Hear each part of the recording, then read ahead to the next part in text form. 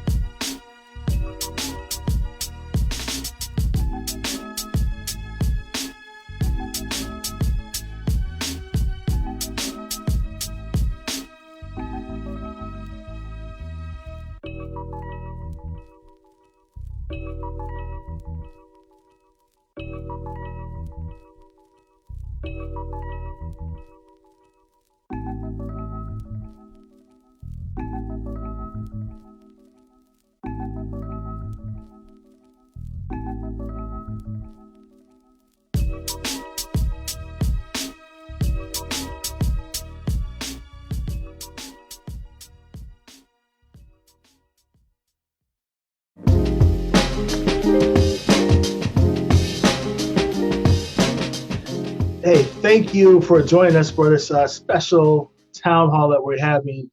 I'm excited, you guys. I know you guys seen a lot of us lately and doing these real talk shows, but today I think it's just such a special time with everything going on with COVID-19, to all the killings. I just think it's time for us to have a conversation with some of my friends in the community who are actually doing real work, real track records. And so I have so many people asking me all the time, how can they help? How can they be supportive? What can they do? And so we came together with these wonderful people to create the Black Enterprise Fund. And so hopefully you enjoyed this conversation. We will be taking questions. So if you have questions, feel free to send them our way. And let's get started. So let me first bring in Michael Johnson here. As many of you know, my partner in crime from the Boys and Girls Club. Sir, how are you?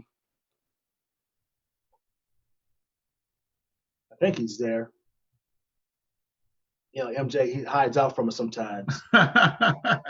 Hey man, thanks for having us on. Thanks for coordinating this today. Yeah, Rick Ross in the game. Man, I'm trying to, I'm not in the boardroom lately, so I've always wanted to grow my beard out. So this is an opportunity to deal with. So we're doing another summit, sort of a town hall today. I mean, wonderful, wonderful, wonderful on the panelists, experts in what they're doing. What you thinking, man?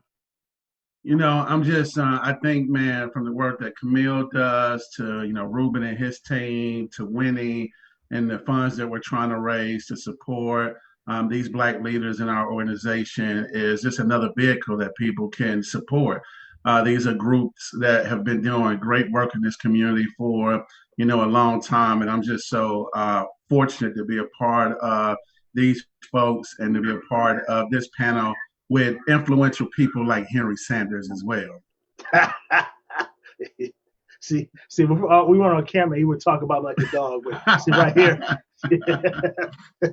Don't be fooled, people. That's how he feels about it. He talks about me so bad all the time. Toya's the one who defends me. That's what she's got to act on. No, so hey, let me introduce Winnie. So Winnie is someone who's run on Maydom. She is a fabulous, dynamic leader, someone who actually focuses on STEM. And when we were putting this fund together, we figured out we had to bring Winnie into play because she's just doing, I think, real work with a real track record. And I also think it's really important that she's helping our folks move in the field that we historically have not been in. And so I think it's extremely important for her to be part of this fund. How you doing, Winnie? I'm doing great. I'm excited to join you guys this afternoon. Yeah, you know what, MJ? I want to see how Winnie actually around us because you know how Winnie is. You know what I'm saying? But you gotta love. I think Winnie has one of the best smiles in Dane County. Yeah, she does. I love her smile, love her energy. Yeah. Most importantly, she is about her business. She is. I am. She's a little bougie, but we'll work with that. There's no wrong with bougie. You know what? My mom would say the same thing. For real. Okay, so next, let me introduce Camille, who is part of the Madison Black Chamber of Commerce. She is doing dynamic work in the community, been helping the chamber move forward, especially now when we know COVID-19 hit Black businesses in a big, big way. So we wanted to make sure she was part of this fund. How you doing, sister? How you doing? I'm doing well, Henry. Thanks for having me here. Thanks for being with us. Yeah, she looks serious though. Like, you serious? Like, you good? It's been a long week. I'm great. I'm doing good. Today is Friday, so I'm happy to be here. Okay. All right. Just want to make sure, All right. Now, we got Mr. Urban League himself, Dr. Ruben Anthony, who's been over at Urban League for 5 or 6 years now, who's increased that budget over there, who's increased the work, someone who's, I like to say, Ruben's like a quiet, methodical, strategic leader, right? So, like, Ruben's a guy that you might not see all the time, but is always putting in that work, and the record always speaks for itself. How you doing, Mr. Anthony? Wonderful. I am happy to be here today. Definitely to partner with these professionals that you brought together. I really like the work that 365 and the Boys and Girls Club and Winnie and Camille are doing, so I'm happy to be here. We got a lot of work to do, and when we come together in a collaboration like this, it's a great thing. Yeah. So I feel I'm a little insecure right now. All this talent on the screen, I'm a little insecure right now. All this talent. So Winnie, why don't we start with you? Just talk about Maydom. Just tell about what you guys are doing. I know you launched a new product on Monday, was it? So tell a little about Maydom. Yeah. So I founded Maydom 5 years ago with the mission of equipping and engaging girls and students of color with opportunities in the tech sector. So we run after school and out of school programs for rising 6th to 12th grade students, teaching them coding, teaching them how to build websites, mobile app, doing 3D sort of CAD modeling. So really getting them into the tech sector and providing them with the skill sets that they need. So this past Monday, just like 4 days ago, we launched our summer program. So we have kids and we have an all girls program called STEM Powers Girl Power. And that's for all middle school students who are female identifying. And then we have a high school program that'll run for 8 weeks that's in 3D CAD modeling. So that's the software that's being used to model buildings, items, etc. So anything that you can physically touch has gone from 2D to 3D. So they're learning that 3D sort of skill set. That's amazing. Amazing. So see why we need to win and be part of this fund. So all y'all watching, make sure that y'all go and support this Black Enterprise Fund. We're splitting all this money equally down the line. If you support it, this is going to Black-led organizations doing wonderful work with a track record of doing getting stuff done. So let's come at you, Dr. Ruben Anthony. Explain to about Urban League. Tell us a little about you guys and your track record, what you guys are doing about Urban League. Yeah. So the Urban League has been in this town for 50 years. During the COVID-19 pandemic, we launched the COVID-19 Workforce Relief and Recovery piece, and we partnered with the local Chamber of Commerce, MadRep, and so far we've got about 90 companies working with us. Our goal is to help them put people to work into sustainable jobs. We're on track to put 1,500 people into sustainable wage jobs. We also know that wealth building is a critical piece. So we just received a $5 million new market tax credit funding to put about 20 people into homes. And with those homes, we expect to do wealth building. And so we'll be the bank and we'll finance these homes 7 years out. They'll refinance, but they'll take the equity in the home. But we're also going to build a wealth building pot so that 7 years down the road, they'll take out $25,000, and that'll be their money. And so we talk about, really making a difference. That's one of the things that we're doing. And we have a lot of things going on in education, so I won't hog the time. I'll talk about some of that further down in the conversation. Again, people, I want you to listen to this, what Winnie said, what Dr. Ruben Anthony said. These are organizations. So when you guys are talking to yourselves, you wonder, what can we do to help and support organizations? I'll tell you, everyone, do your due diligence, search organizations, preferably that are led by people of color, and look at the organization so actually have a track record of getting stuff done. And you just heard these two people talk. I mean, it is what it is. Numbers are what they are. They're actually getting stuff done in the fields we need it. So support the Black Enterprise Fund. Camille, I want to talk to you about, I want you to tell people about the Madison Black Chamber of Commerce. I know how the Black business has been hit. Madison already is low on entrepreneurship. So it's really important for what you do at the Black Chamber. Why don't you tell us about what you're doing at the Black Chamber? Yeah, thanks so much for, again, allowing us to have a voice. So, of course, I'm with the Madison Black Chamber of Commerce, and our agency has been doing this work as a Chamber of Commerce since 2013. And what we do is support and empower Black-owned businesses here in Madison and the Dane County region. We really, throughout this time, have primarily been working with businesses, really trying to rescue them from failure by providing some grant assistance, making sure that, they are in touch with resources. And our agency is very small, but we like to think that we are mighty in terms of the resources that we can and networks that we can kind of position and pivot our business owners to.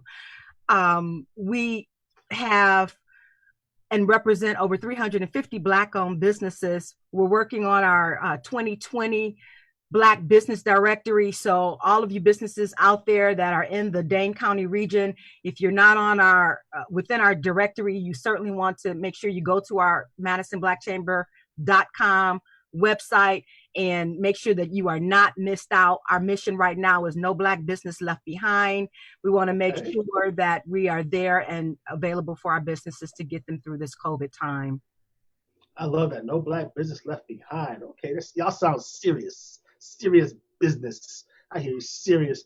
Offline, I think there's a way we can help y'all reach entrepreneurs and make sure we get the word out so more Black folks can get to you. So thank you for all you're doing. It's so needed.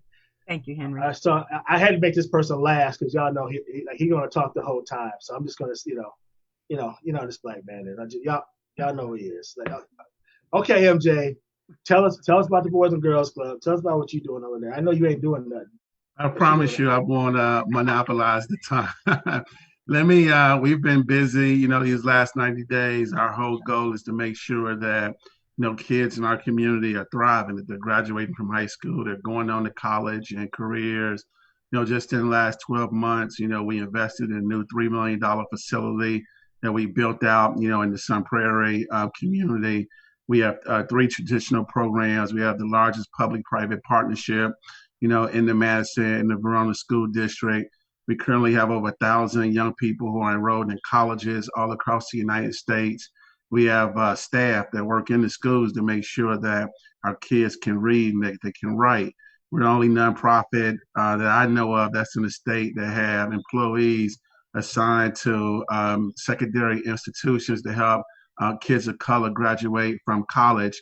And then the last 90 days, we've been working with all the folks in this room and so many other people to help with COVID relief by paying the bills of, individuals and their families, supporting folks who are out there protesting, by supporting businesses that's going through challenges right now.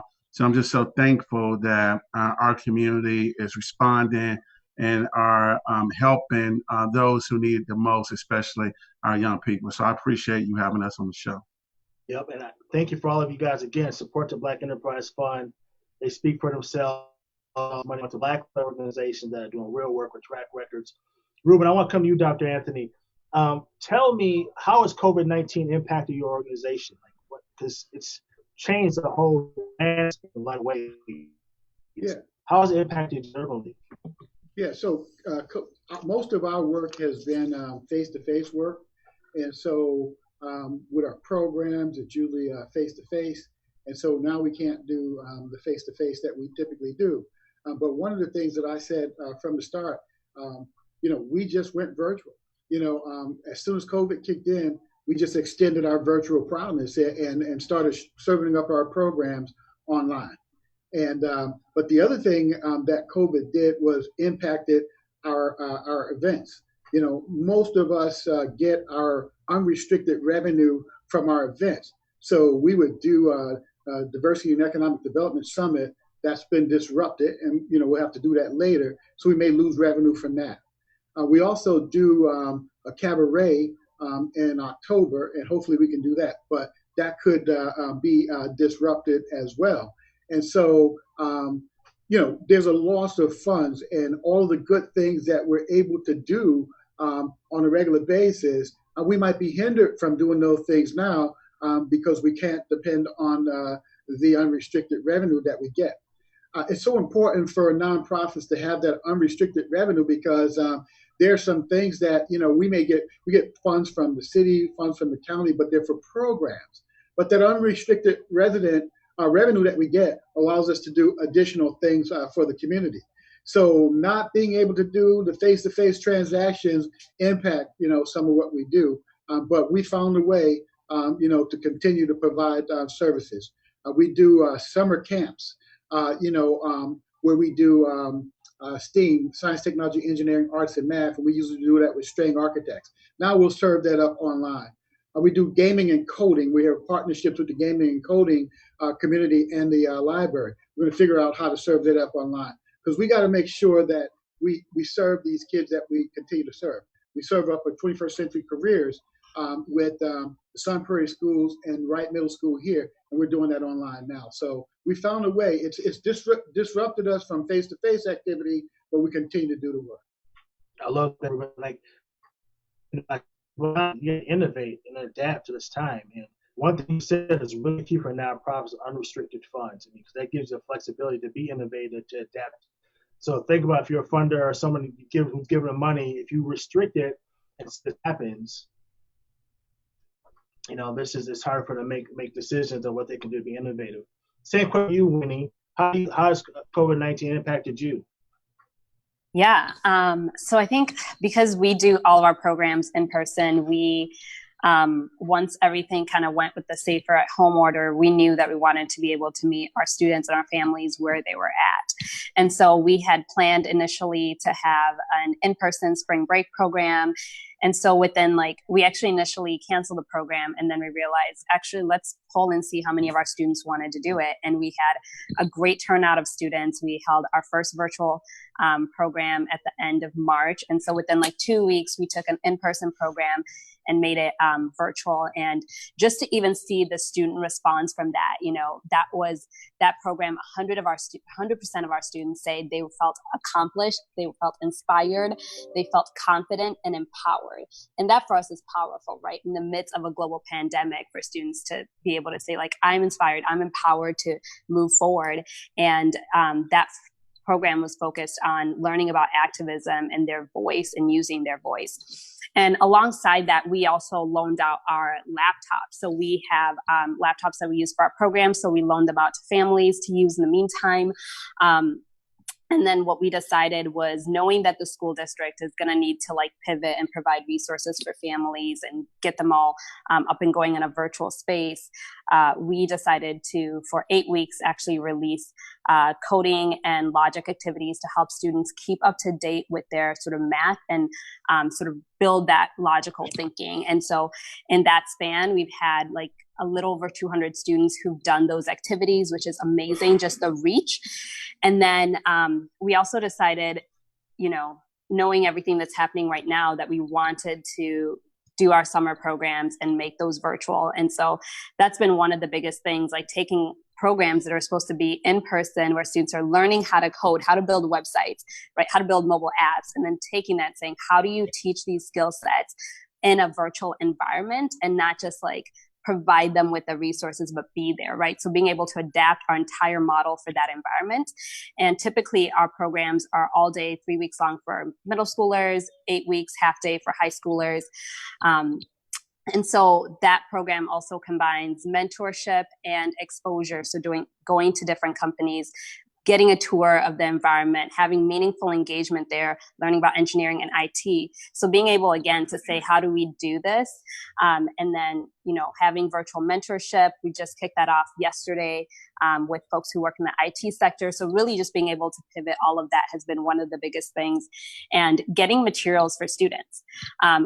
I'm sure we're on a Zoom call right now, and we've suffered Zoom fatigue, right? So how do we make sure that students are not just screen facing the entire time? And that's been really big for us. So before we launched with summer programs, we, you know, found some physical activities for students to be doing as well, that are going to help them, you know, with what they're learning. So whether that's Legos, whether that's books that relate to STEM and tech, so that they can have some time where they're building in front of the computer, but then also where they're working on these skill sets and not having to be screen facing, because we know that it's not great for kids to be screen facing all day or part of the day. So just that pivot for our program has been pretty significant. So, and the resources we've needed, computers, just hardware, those types of things to get them in front of families and to get them to our families and students. That's a lot. That's a lot.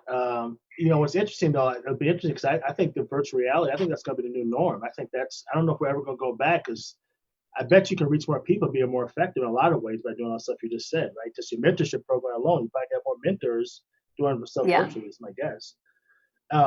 MJ, what about you, sir? Same thing. What COVID-19? How has that impacted you? You got to unmute yourself, bro. Sorry about that, man. Act like you ain't new to this, bro. You ain't new to this. I should have it down packed by now.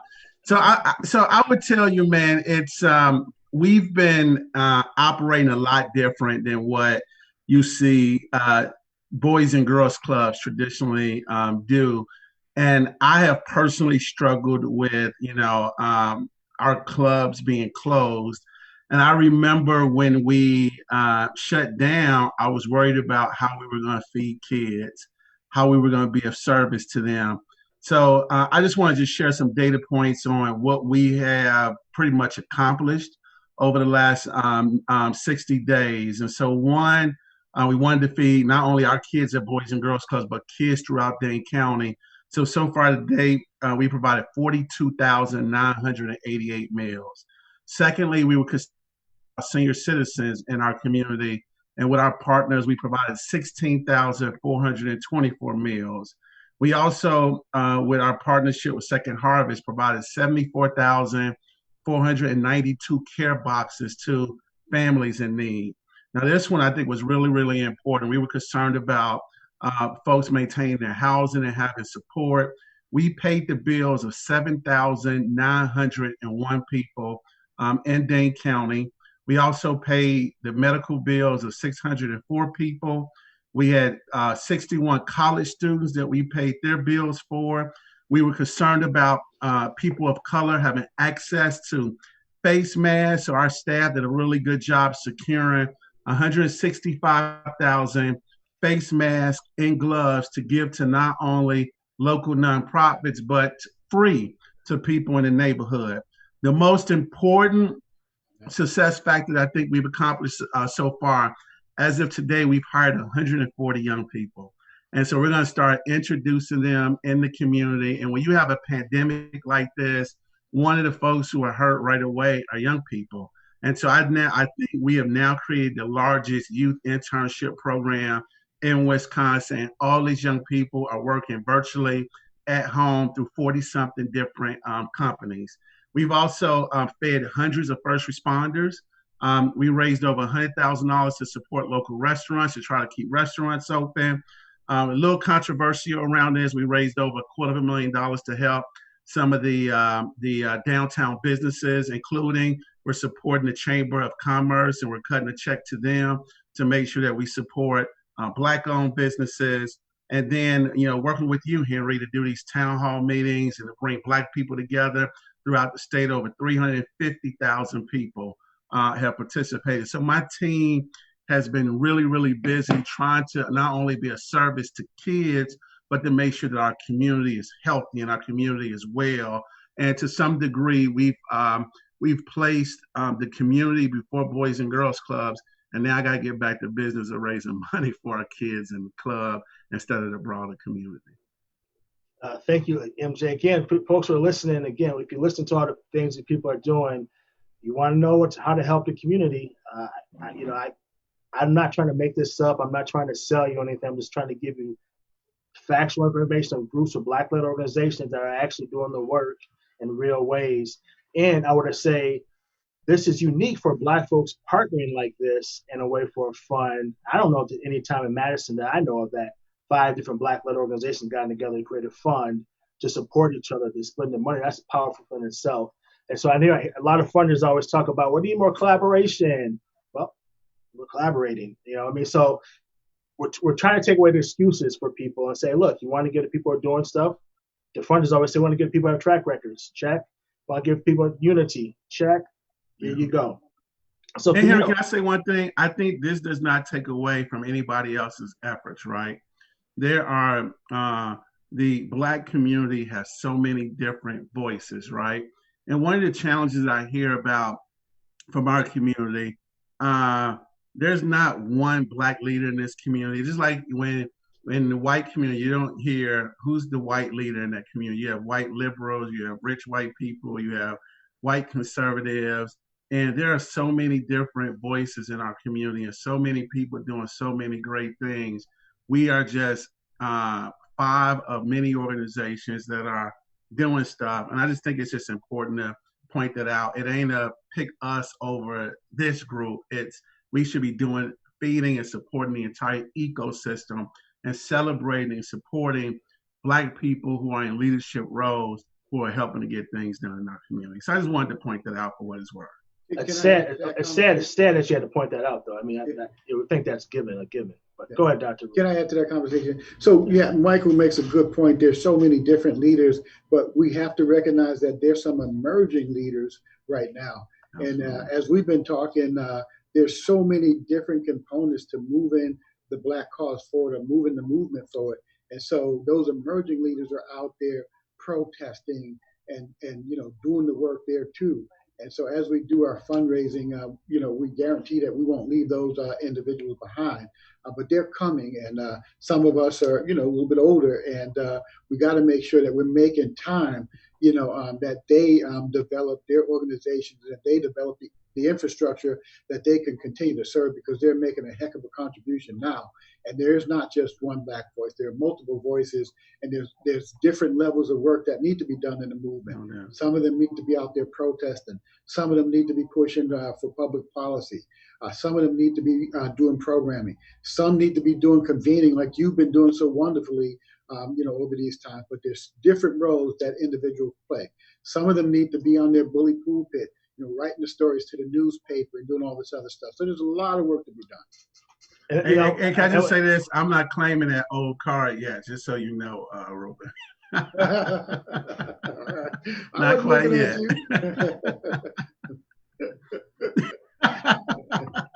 Hey, Henry, I'm only 44, so I got at least 2-3 more years before I can claim that old card, right?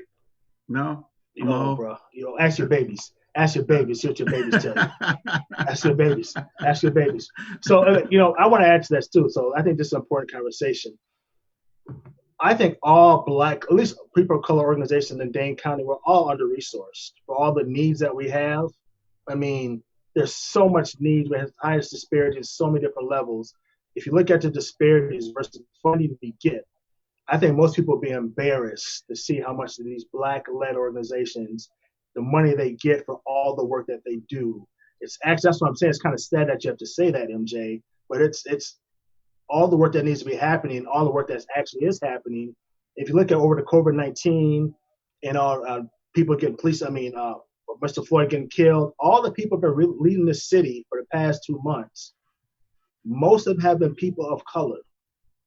Facts. Go back and look. The people who have been leading, from fundraising to helping in the community to protesting to all this stuff, even from media, it's almost all been people of color leading this cause. So the resources we're getting are peanuts to the cause and challenges that we have all across the board. I don't care who you pick, if it's Freedom Inc. or whoever it is, it's peanuts across the board to how much money we should be getting. But let me come to you, Camille. So tell us, how has COVID-19 impacted the stuff you're doing?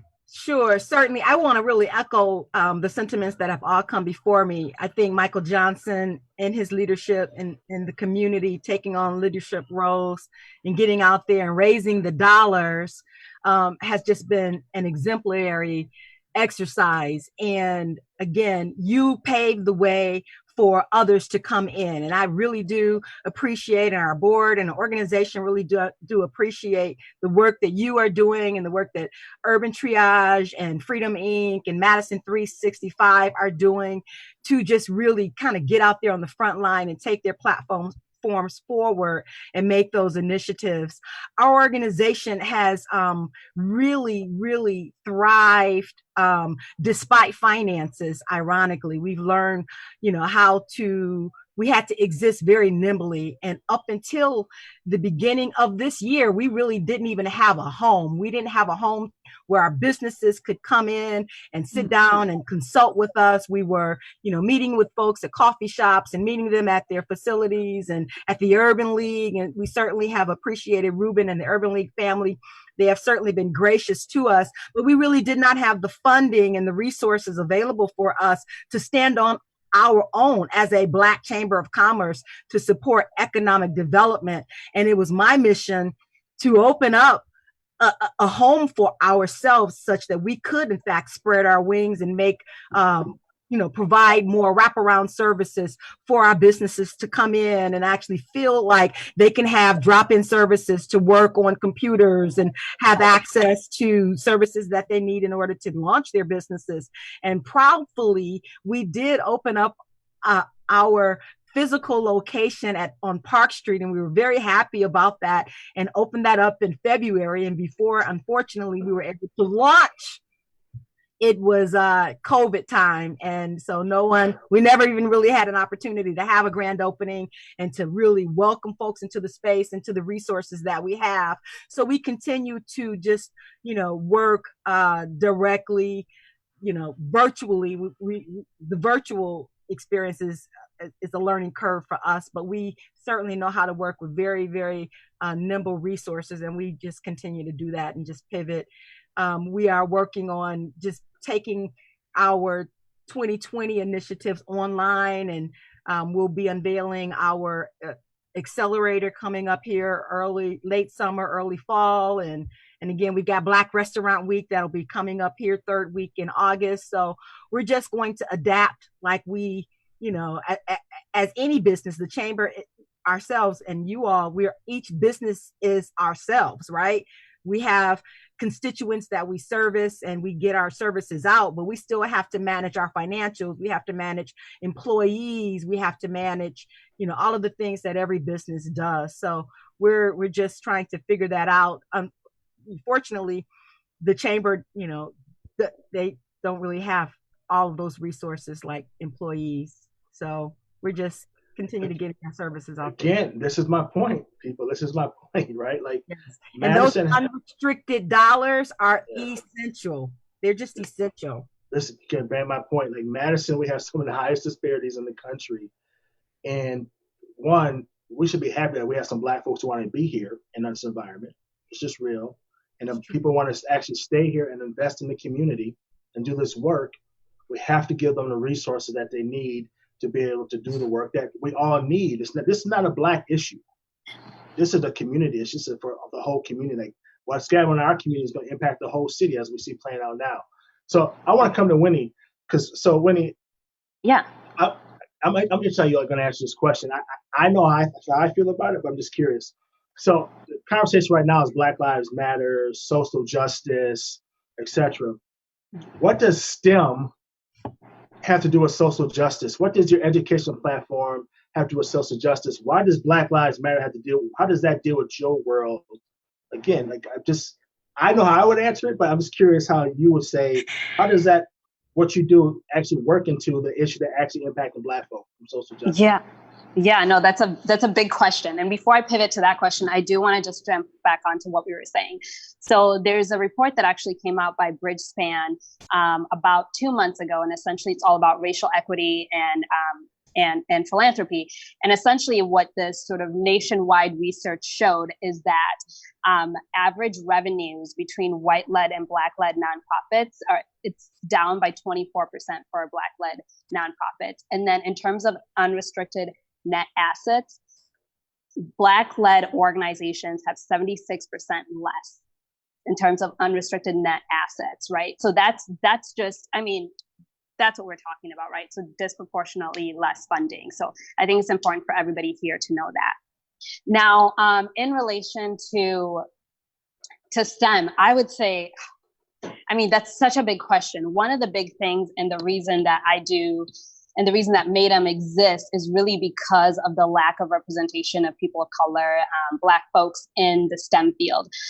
They're from pay and wage, like, you know, in Wisconsin, the average salary for somebody who's in a math and computing field is $70,000 to $75,000, right? Nationally, Blacks and Latinx only represent 3 to 4% of the technical workforce. So now you see that there's that massive gap. And one of the big things is because I come from a, you know, sort of data-driven environment, is that there was a report by McKinsey and Company that came out last year that essentially said that the top 3 occupations that are going to suffer from automation are ones in food service, in office work, and those are occupations in which African Americans are, they tend to hold, right? And what this report said was essentially that current jobs that are held by folks who are African American are going to, 23% of those roles are going to disappear as a result of automation. So like if folks aren't learning how to code, how to fix, you know, how to build the technology, they're going to be out of jobs. I think about the McDonald's that's closest to me. I mean, there's that big thing where you order, like the people who used to be there when there's 3 to 4 people, now there's 1 person and a machine. Again, back to when you could go inside restaurants. And so that's just like visibly, you can see the impact of automation on folks who are African American. And so that's just one aspect in relation to STEM and Black Lives Matter. But one of the other biggest things is the technology that's being built, right? So I think it was last week, Amazon just put a pause on their, on being able to like license and get out their facial recognition software for policing systems to be able to utilize it, because AI, there's bias being built into AI that's perpetuating systemic racism, and that impact, you know, the policing system. It impacts, you know, when they're looking at surveillance cameras, and using that imagery to then try and detect who might have sort of perpetrated the crime. Because of the way that that software is being built, it has a harder time recognizing Black faces, right? So it's going to, disproportionately, it's going to mismatch folks, right?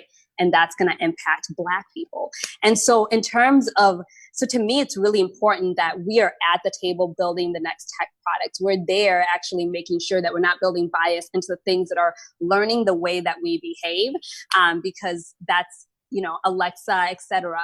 That's how we're getting towards forward moving technology. And so if we're not there actually saying like, hey, there's something wrong with these algorithms. And mind you, these AI facial recognition algorithms had a problem 2-3 years ago when people were writing about it. It's just now, it's literally just this week that Amazon said, hey, we're going to put a pause on being able to, have police be able to use this software. So that's where I connect the two.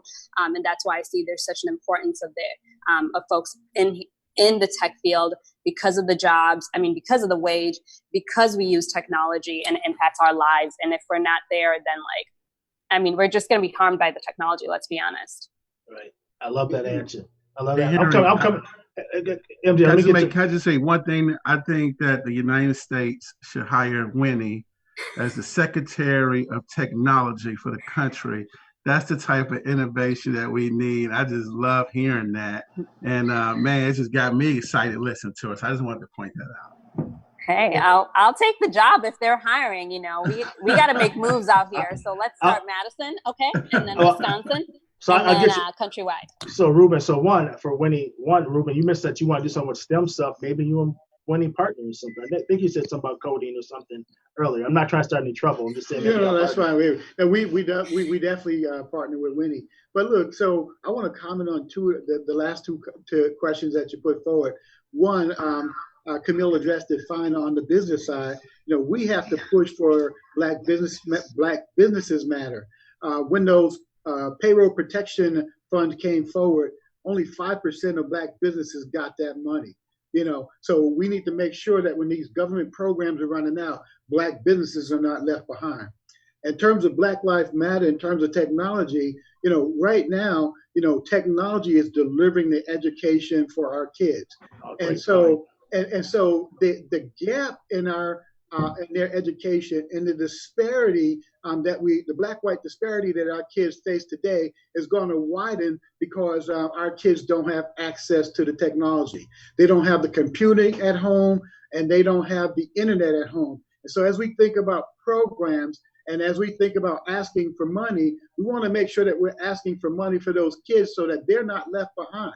And so, and we talk about the disparity gap and Madison having one of the worst disparity gaps between Black and white kids. Well, that disparity gap is going to widen unless we can figure out something real soon about how we're going to get money to those families. And to add to that, the instructional support that the kids need at home sometimes may be lacking because it's difficult to use this remote technology. And sometimes parents are not, ready to do that. So one of the things that we're proposing at the Urban League is that we have a technical resource that is available, a hotline for technical assistance where parents and kids can call that hotline and talk about, how they can deal with the problems they're having at home. Because we got to make sure that these kids are getting that education at home, because otherwise they're going to fall through the cracks and this disparity gap is going to widen. Ruben, I want to come back, Ruben, because I'm going to follow up that question for you. It's a more different way to ask the same question I just asked. So why is the Urban League relevant in today's culture when dealing with Black issues? Why is the Urban League not outdated? Urban League's why would you say the Urban League's actually relevant today of actually helping Black lives? Yeah, because the Urban League is an organization, even though it's been around since 1910, we still have the ability to focus in on the needs of Black people. And we're not shy about saying that we're going to understand the needs of Black people and make it happen. We're in the housing space because we know that Wisconsin is the third worst in the nation in having home ownership. Across the nation, 43% of Black people own houses. Here in Wisconsin, it's only 23%. Dane County is absolutely the worst in the nation. They're at 10%. Somebody has to step in there and fill that gap. So for home ownership, we step in there. We know that there's a Black-white disparity in income, and we are fighting to make sure that today, and tomorrow, that there is affordable jobs or sustainable wage jobs for folks. We've got the business relationships. We have that relationship with Exact Sciences. We got the relationship with CUNA Mutual. We got the relationship with the trades. And we do all that for the community. Now, if we were not able to get the results and build these relationships, I would say, that, we wouldn't be relevant today. But we change and we're nimble. And based on what the need is today, we step up and we're able to design programs really fast. And that's the model that we take out to business. Is like we do rapid design of programs, and we'll leave something behind if it's not working. And we want to make sure that we have the impact, we have the metrics to show that we're making a difference. And that's why we're relevant today, because we fill that gap and we continue to serve Black people. That's amen. Perfect answer for me, brother. Appreciate it. Because, I want people to hear the conversation, because sometimes I think we, especially if you're young, you tend to think things that are older or been around longer are less effective. That's not always true, right? So I just wanted to address that issue. Before I go, shout out to Alliant Energy for supporting the Black Enterprise Fund. They wrote a check, supported us. Thank you for the love. They said supporters of every one of here. So thank you over there for Alliant Energy. Much love for everything that you're doing. So MJ, I'll ask you a similar question, but a little bit different for them, right? Because why do you fundraise for so many different things that are outside the Boys and Girls Club's mission? And does that fit into a social justice mindset for you? Like, why? How does that fit into Black Lives Matter, the social justice thing we're saying right now? And you're doing stuff that's outside the Boys and Girls Club lens sometimes. Are you doing that to support Black lives? Like, why are you doing that, and how is it impactful for Black people? Yeah, everything that we do at Boys and Girls Clubs is to support kids and their families, and also to support Black lives. I got a phone call last week from our national president, and he said, Michael, you are the most radical Boys and Girls Club CEO in the country.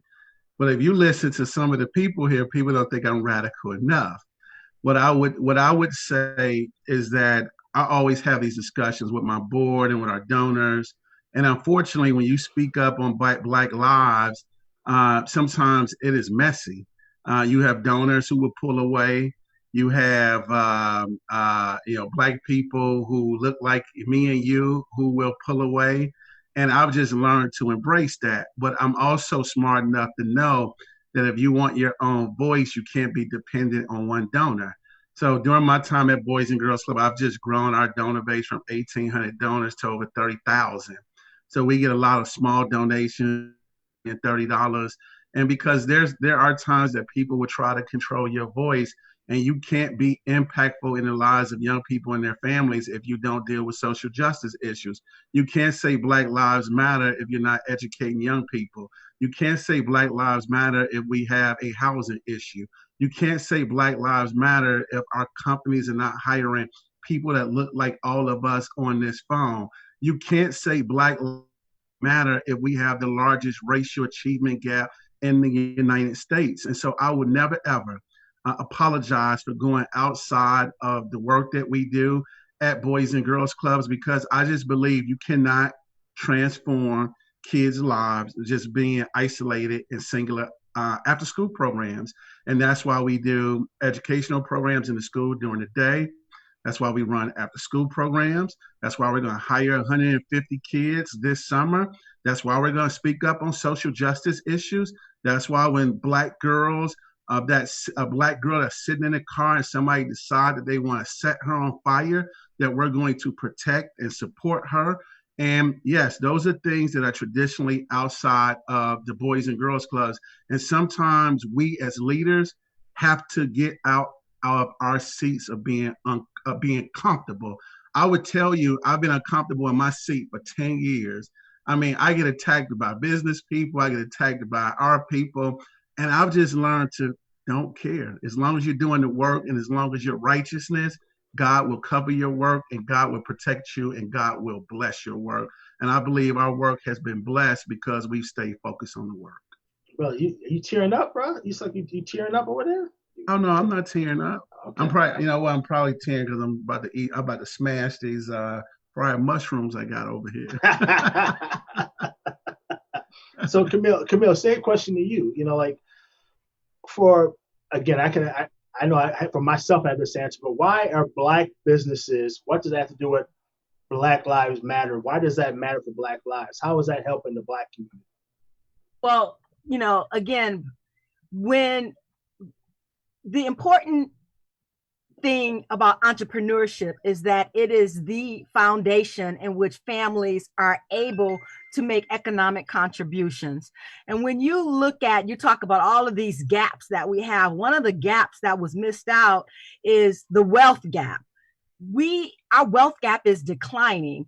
You know, when you look at the wealth of the average Black individual or family, it's $17,000. And when you compare that to the average white family, it's $170,000. That is a huge differential factor. We pay taxes, we help to build this country, and we certainly own and deserve the rights to prosper within everything that this country has to pay back. So when we talk about this movement has been long overdue. We have to realize and recognize that we're going to be uncomfortable for a while. And I know it is an uncomfortable position, Michael, to be in your role and to kind of get out there, because it's always the first that leads that kind of gets hit with the biggest stones, right? And unfortunately, that will be you. But however, you're kind of paving that way for a lot of other organizations, you know, financially to come forward, because I know, as you've mentioned in that controversial State Street fundraiser, that even though Black businesses were not on State Street or are not on Main Street as we traditionally see, the problem is that we are not there, right? And we should have Black businesses down on the State Street, on Capitol. And that's a larger issue that we really, as the Black Chamber, need to find solutions to making sure that our Black families, our Black children, our Black businesses are comfortable in going into that landscape and being successful. It is a very lucrative part of this community. Downtown Madison is a treasure. And why cannot Black people survive being there? We really do appreciate allowing flexibility in that fund, because we will look at and are working with other organizations, because we do sit at the table and we are represented. We are behind the scenes. We're working with other community organizations, the mayor's office, the county exec's office, you know, saying and asking the difficult question and holding them accountable and making them recognize that that is a problem. And, you know, we do not support the rioting. We do not support the violence. But however, we do support the initiative and the push that we are here to stay. It's you know, I did not choose to be in this role. Maybe some others did choose to be in that role.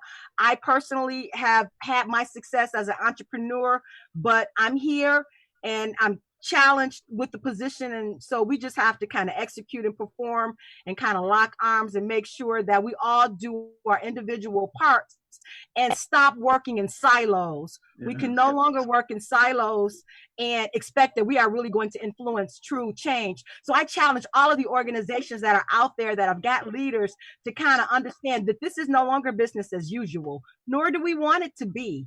So, you know, that being said, we want to help to close that wealth gap. That's 17,000. I'm a financial advisor and I love money. And to sit and say that, you know, to see families, you know, banking on a wealth of $17,000 is just a travesty. It is not normal. It is not a good thing. So we just have to find solutions to make sure that doesn't continue. Henry, can I issue a challenge to Camilla? You're going to do it anyways, bro. I don't know why you're asking me. You're going to do it anyways. So, I just love what she said. I just watched a Facebook post from Corinna Rainey Moore. Hey, Corinna. She said downtown can be a very lucrative space for Black businesses. So part of the $225,000 that we raised, I think we're giving the Black Chamber $10,000.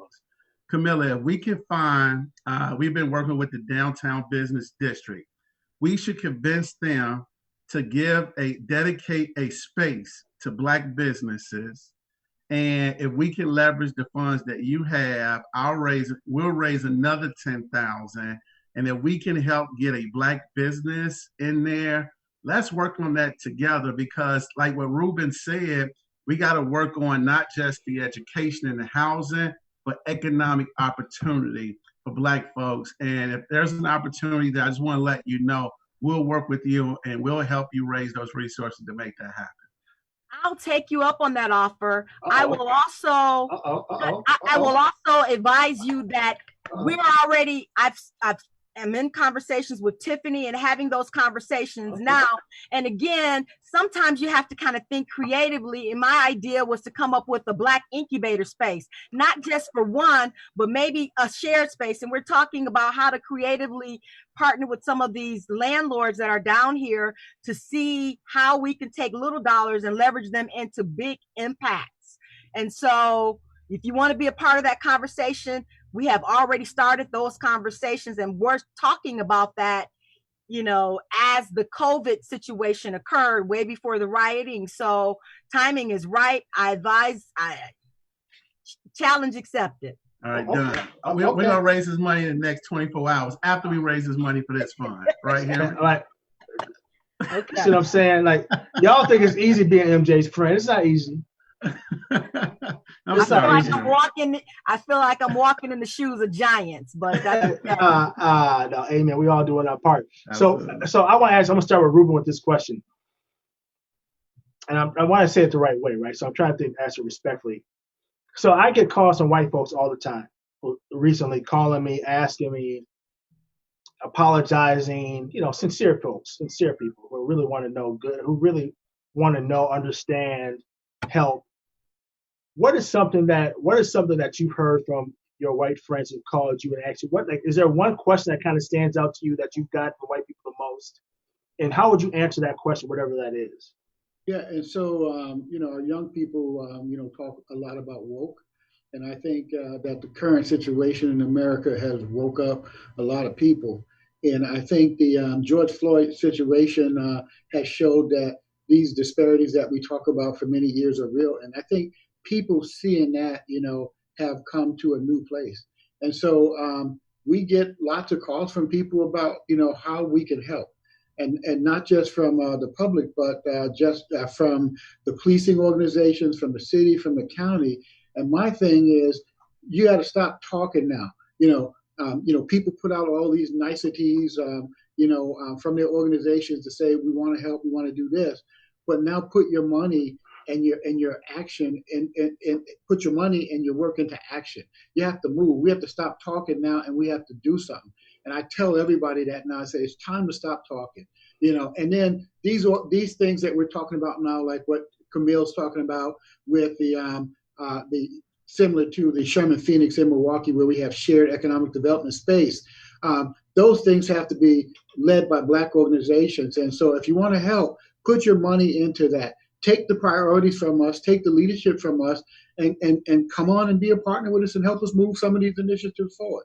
And again, I would say this is the time, that many of these leaders, and even some of us, we have to sit at the feet of the young people, because they are looking for a new justice, and they've got different ideas than what we have, and we can't suck everything up away from them, but we have to make space for them and allow them to put initiative forward and let them, move some things forward too. So.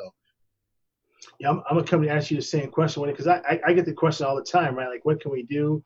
And it's part of the reason I came to you guys about this fund, right? Because part of it is, where do we go? How do we help? Who do we support? And so for me, it's like, well, just how do we help? Well, there's organizations that have been doing this work for a long time. Some are new, but there's people who are doing this work already. Support them. Support the people doing the work. You don't have to recreate something. You don't have to support the organizations that are already doing the work. So that's part of the reason, that's what 365 is all about, convening people, or bringing people together to give them a voice to do this stuff. So for Winnie, what are you hearing from your white friends that, a question that kind of sticks out to you, that's kind of a theme, and how would you answer it? Yeah. So I think I've been hearing a similar question to what Dr. Ruben Anthony has been hearing. And another question that I've also, or statement kind of thing going around, is people saying, like 2020 is canceled, summer 2020 is canceled. And I'm like, no, it's not canceled.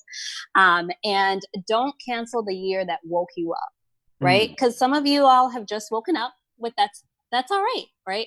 Like, now that you have put it to action. And in relation to our work, like one thing that I just say is so important is there's the learning, there's the listening, there's the reading. But within the space that I work in STEM is how are you building that pipeline, right? Like when you look around, if you're a hiring manager, if you work in the tech field, how many people of color are on your team? How many people of color are in manager, director roles? And if they're not, how are you building that up?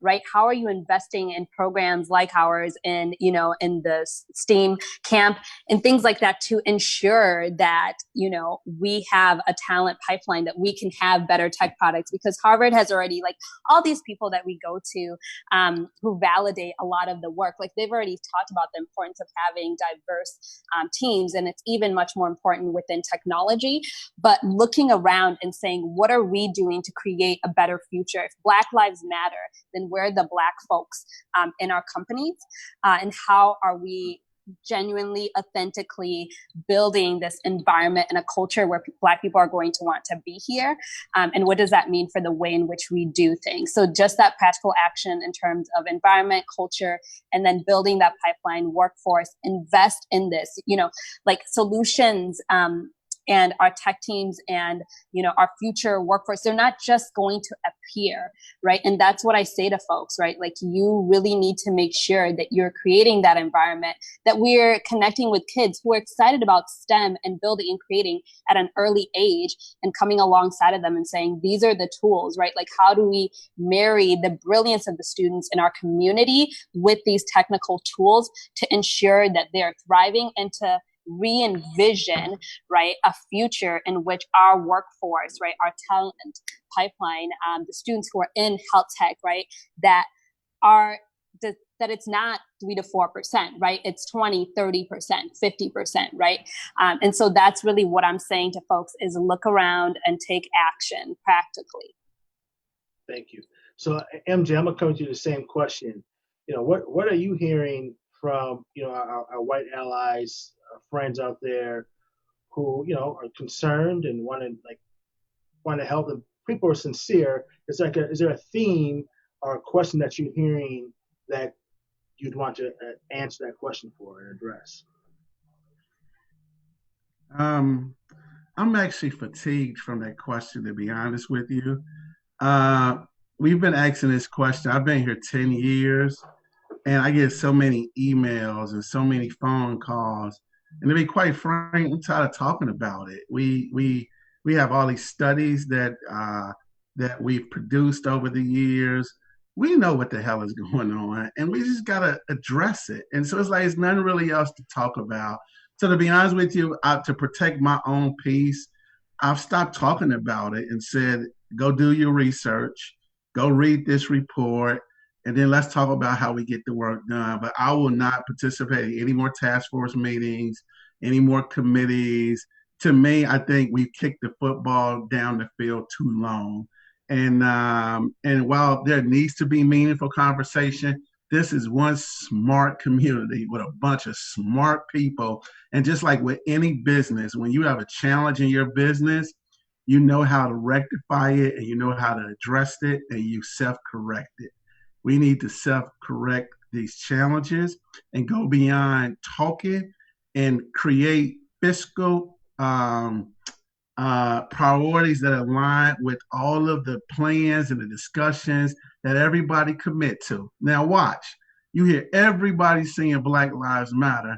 It's not going to matter until there's a plan that's supported financially to execute on making sure that Black Lives Matter. If not, it's just another minute in the moment, and that's what I'm afraid of. So I'm actually fatigued from these conversations, and I'm just being real with you.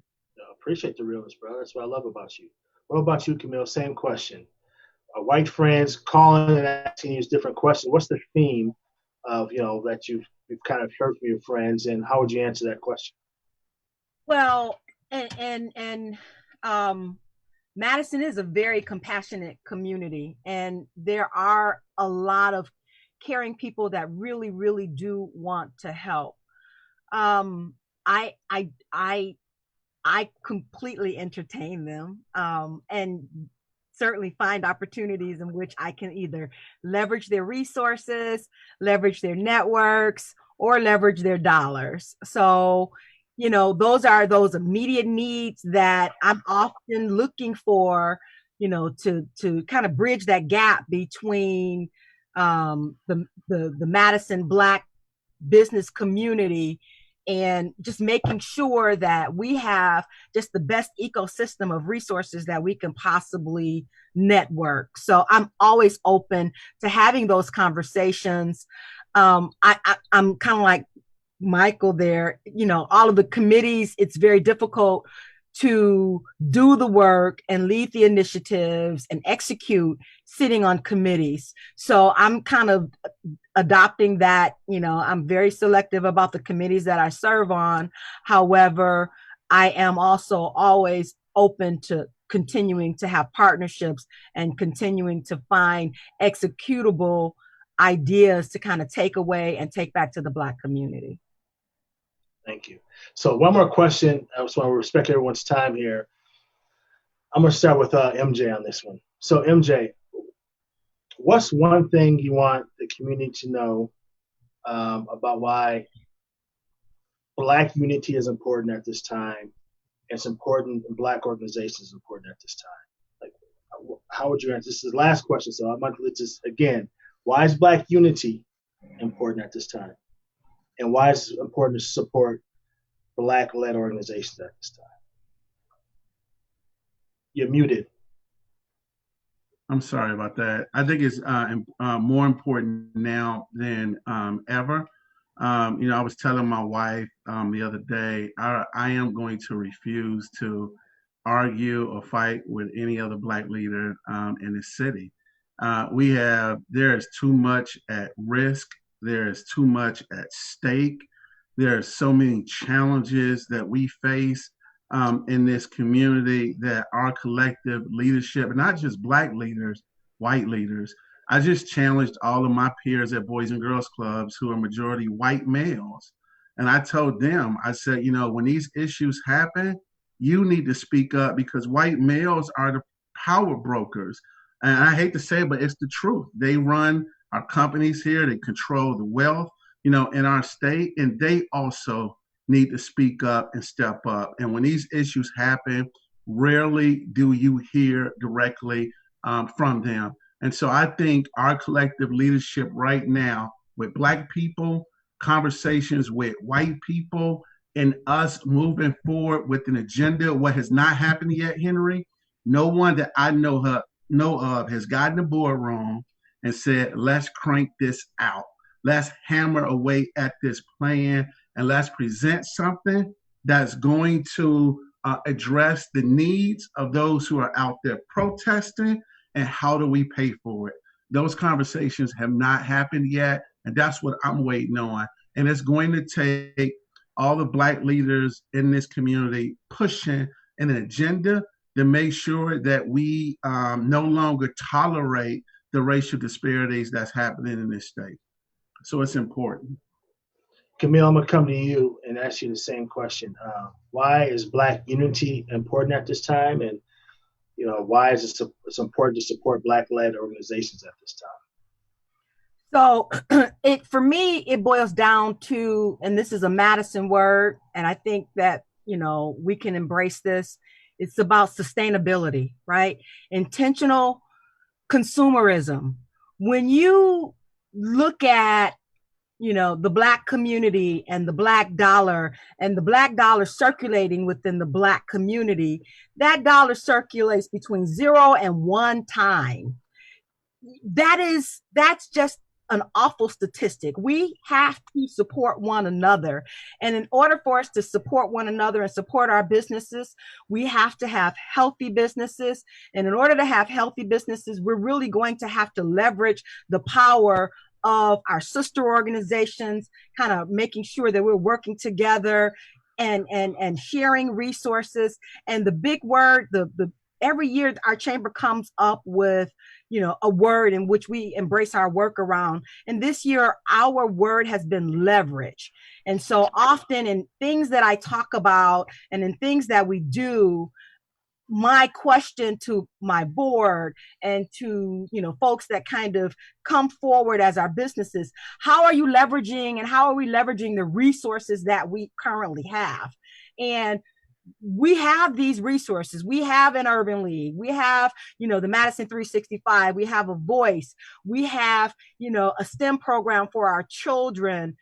We have so much. We have Madison College and Dr. Daniels, who's really out there trying to build that initiative to make sure that messaging gets forward. So I'm a believer in abundance.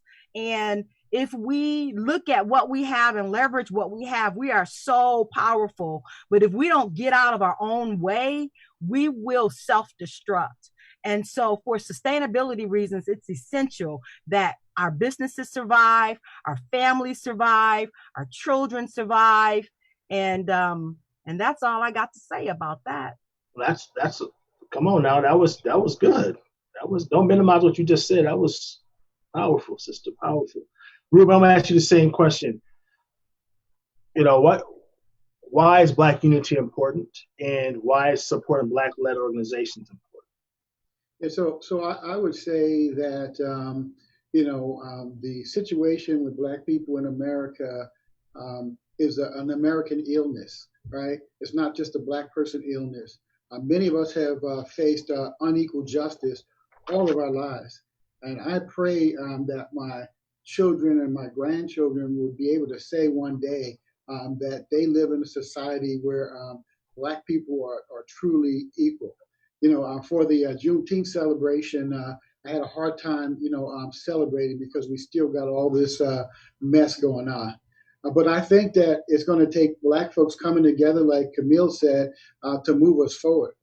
We can't expect a white person to say, I'm willing to give up my advantage, I'm willing to give up my privilege. And so as a community, we must muster our resources, and then we must move forward together. And we must break down not just implicit bias, but we must break down systematic bias, and we must break down all these glass ceilings that stand in our way for us getting into organizations, city, county, state, and private sector, for us getting on these boards of directors. We have to continue to unmask all of this racism that has gone on for years. And we have to stop, letting us and white people make excuses. And if we're going to move forward, as Black people and as Americans, we got to fix this problem, and we got to stop talking about it. And I'm sick, and tired, and I can't breathe through a lot of this stuff. And we have to make a difference together, but Black people have to lead. Thank you, Dr. Rubin. Same question for you, Winnie. Why is Black unity important, and why is it important to support Black-led organizations at this time? Yeah, so I would say that, I think between Dr. Rubin Anthony, Michael Johnson, Camille, have really touched on the importance of supporting Black-led organization and the importance of Black unity.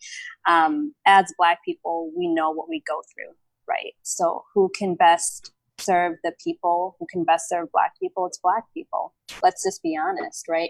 And I think there's a part of, I know that we only at MADAM only do one part, and there's other organizations, Black-led organizations, right, that are supporting, whether it's on housing or different areas, so that we can all progress forward. One of the biggest things is we're only going to get as far, and our quality of life is dependent on everybody's quality of life being amazing. And that means that Black people's quality of life needs to significantly improve. And so collectively, as Black-led organizations, we need the support to do that. I think we can unify in ways to really ask and put out demands. And I think it's interesting that some of the demands that we have, honestly, they're basic things. Right. And so to just take a moment and to say the things that Black organizations are asking for are things that we can really move forward as a community. And so it really requires the people here who are listening to this to fund something, to fund this Black Enterprise Fund, because that's what we're doing, right? Coming collectively and saying, we're going to move things forward for Black people. We're all serving in different ways, but we know that the outcome is going to mean that Black families are doing better, that they are sort of moving a little bit stronger through this time and through this pandemic. So honestly, like, yes, Black unity is important. Yes, support Black-led organizations. Yes, support Black people. Yes. So before we go, I want to thank all of you for joining us and joining the Black Enterprise Fund. I think it's extremely important. One, from y'all know me, personal faith, my unity is at my core. People coming together is at my core, and I love that you guys all said yes about this fund. But I want to say this to our white allies out there, because I know sometimes, was MJ addressed this earlier, so did Dr. Rubin, there is an ecosystem to what's going on in our Black community. And even going back to Malcolm X, the Thurgood Marshall, to Martin Luther King Jr., there was always different paths to hit the same goal, which was freedom for Black folks. So I know sometimes you're seeing different organizations saying different things, and you feel like that might be the group you want to, it might be Michael. Michael might be your dude. That might be your guy that's your guy you want to really listen to. It might be Freedom Inc. It might be M. Adams over there you want to listen to. The point is, we're all trying to do our part. There is not one answer that's better than the other answer. We all are trying to do our part because there's so much work here to be done that you can't say one way is better than the other, but respect that there's all people are doing the work. So if you're a white ally right now and you want to choose teams, I'm telling you that is flawed. I don't care if you're a Michael Johnson fan, M. Adams fan, that is flawed. That is a flawed mentality. That in itself is racist, but that's a whole different conversation, right?